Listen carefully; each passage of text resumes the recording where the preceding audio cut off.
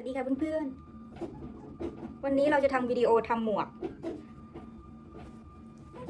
อันนี้ทำเสร็จเมื่อวานทำจากกางเกงยีนขาสั้นได้1 ตัวแต่กางเกงยีนที่ไม่ใส่แล้วนะดูยังมีรอยกระเป๋าที่เราแกะออกนี้ใส่ก็จะได้ประมาณนี้และนี้เพิ่งทำเสร็จสีเหลืองลายผึ้งข้างในลายดอกไม้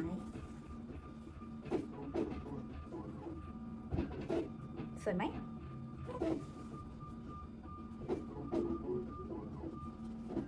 อันนี้ก็ใส่ได้2 ด้านนะ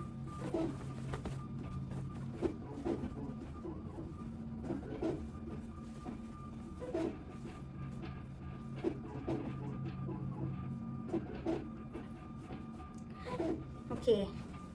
ช่วงนี้ไม่ค่อยได้ออกไปไหนนะก็อยู่แต่บ้านกันพากันมีโปรเจกต์แต่ละคนมีโปรเจกต์อันนี้ท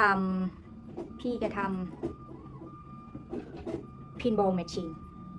และ 3D Printing ก็กำลังพิมพ์อยู่ตรงนั้นเดี๋ยวเราจะทำวิดีโอโชว์ให้ดูว่าเราทำหมวกยังไงเริ่มตั้งแต่วาดแบบไปเริ่มกันเลย